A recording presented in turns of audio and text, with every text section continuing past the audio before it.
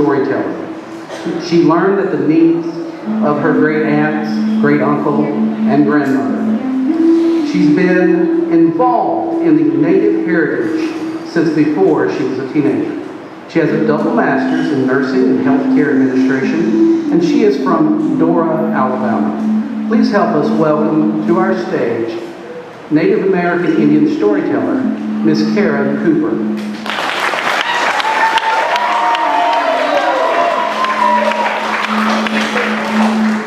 Thank you for having me this evening. Can everybody hear me okay? Not working. They're working now?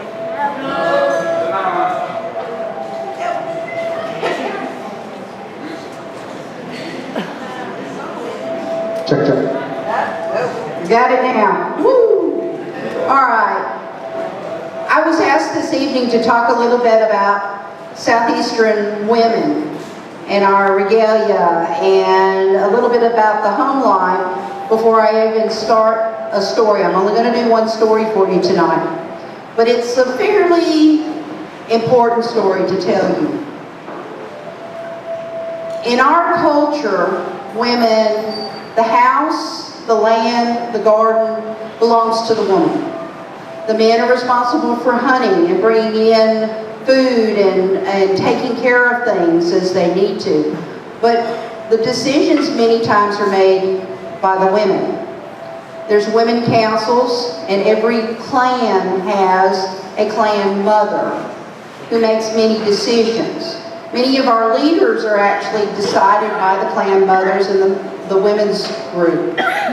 And if you didn't know, this country was actually founded, Benjamin Franklin and Thomas Jefferson, etc., found that it was very interesting, the democracy that so many native tribes had. And that includes the Cherokee, Chickasaw, Choctaw, as well as the Iroquoian and Chippewa groups. I can talk about all of those because I've seen it in action. If a leader was not doing the job that they were supposed to do, then the clan mothers could also remove them from office if they were not doing the process. Basically, the clan mother group is your Supreme Court among the Cherokee people. And so, but we nowadays have our own Supreme Courts, our own government that's very much similar to the U.S. government. But as I was saying, the house, property, the children all belong to the woman. My husband and I have been married over 35 years. And when we got married, I did not make him take my last name, as would be customary. He's native too, and he gets called Mr. Cooper an awful lot. But he keeps his, we kept his name because that was going to be too difficult to explain to dominant society in terms of that process. But he's a good husband. And as he will tell you, yeah, he knows he's a good husband because when he comes home, he doesn't have to worry about any of his stuff being on the front steps. That would be an embarrassment to him because he wasn't doing what he was supposed to do in terms of taking care of things and taking care of his responsibilities as part of that. He's been tribal vice chief multiple times with his group, as well as he's a stomp caller. And he doesn't dance, but he will tell you real quick he's been a lifetime Girl Scout because that was the thing that he was called most to do. He was never a Boy Scout, but he's been very involved in the American Indian Scouting Association. And if you've never heard of that group, it's a joint venture between Boy Scouts and Girl Scouts. It was set up as a way of introducing natives to each other, but it is open to anyone whether they're native or not. And every year there's a different tribe that hosts that event. And if you're age 12 and older, you can attend. It's usually held at a community college or university so that you learn about, and it's hosted by a tribe. Okay, so I've told you a little bit about women in the tribe and their responsibilities, and that they're responsible for the growth and development of the children. Now, a child, if you're a boy, you're raised by Not as much by your parents, but your grandparents and your uncles. An uncle is who, or an aunt is who corrects the child.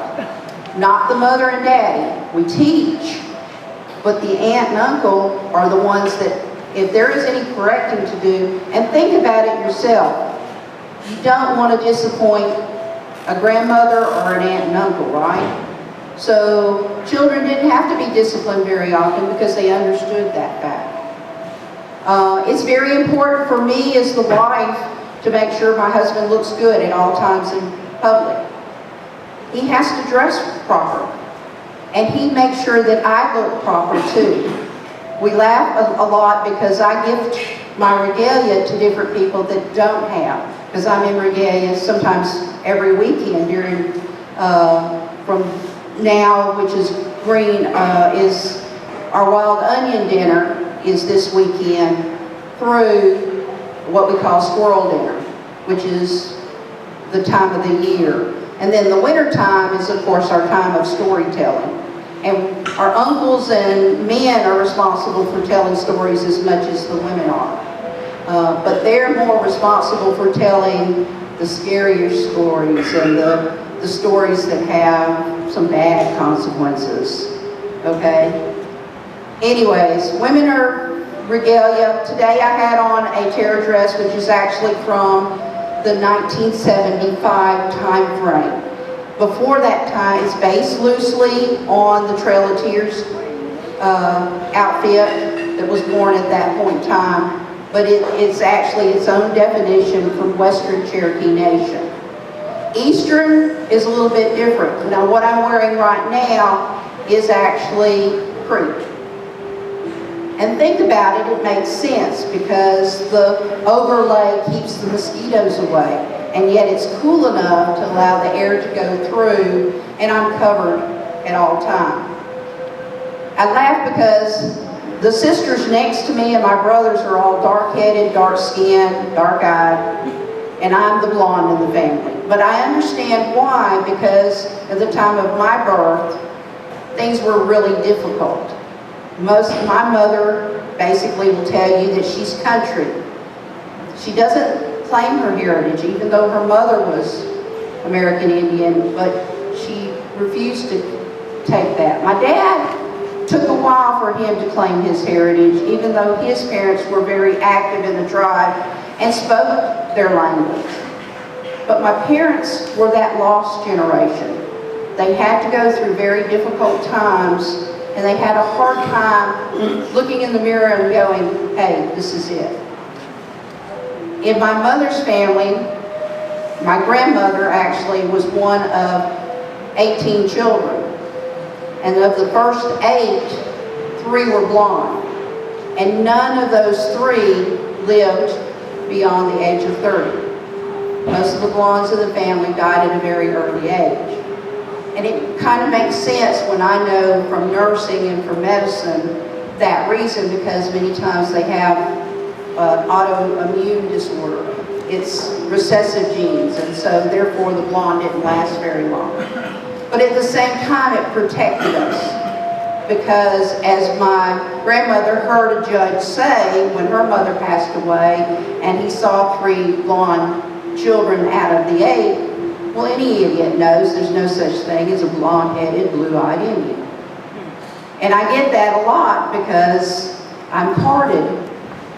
And people will say, how much Indian are you? Well, actually, I'm 56%.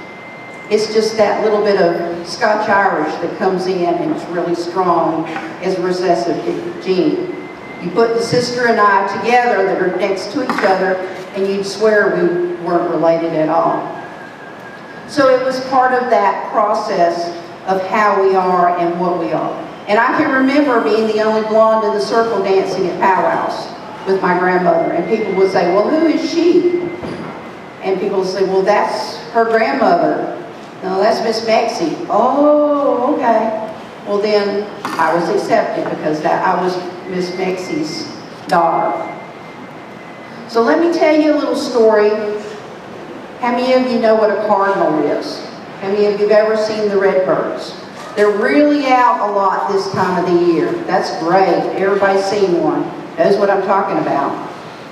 Well, the Redbird came about as a certain reason, and it was actually something, a little bit of a sibling rivalry. We all know who the sun is. In our culture, the sun is female, as well as the moon is female, and that's her sister. And the sun was fussing one day because people, when they would look at her, they would squint their eyes and make funny faces. And you know, if you look at the sun, it's really hard. You can't look at the sun. You make a funny face.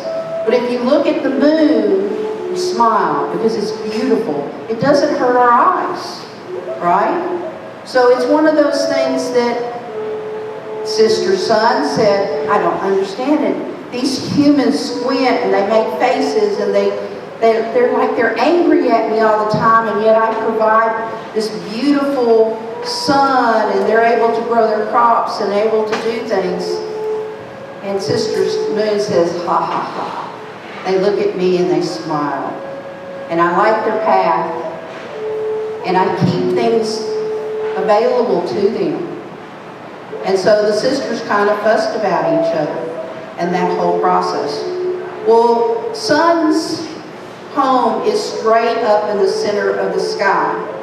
And that's where her children would stay. And children are the stars, the comets, the different things like that. And her daughter, which she loved beyond all measure, lived in the house and would always greet Mother when she came in to have lunch each day up in the sky. And Mother, one day, she just was so fussing about it, and she just bypassed lunch altogether. And the daughter thought that was a little strange, but she said, okay, Mother's. But the whole time, the sun was getting closer and closer to Earth, and the people said, oh, we've got to do something about this. This is crazy. So they went to the Anaya, which are the little people, and said, we need help. We need to do something different. And so the Anaya said, I need some volunteers. And of course, the young warrior men volunteered, and 2 of them volunteered. And the Anawi, they said, okay, we're going to make you into the puff adder. We all know what a puff adder looks like, right? No, he looks sort of like a black snake with a little hog nose. Ever seen the little turned up nose? Hog nose snake? That's a puff adder. And then the other one was turned into a copperhead. Copperhead. Wow, copperhead. And so they were given instructions, the 2 snakes were to go up to the sky vault, to Sun's house, and at midday, when the sun came in, to bite. And that would slow the sun down, put it higher in the sky, and so therefore we wouldn't scowl, it wouldn't be as hot. Well, they got up to the sky vault, and what happens with a hog nose? They spit yellow. As soon as they saw the sun, they spit yellow. And they do that to this day.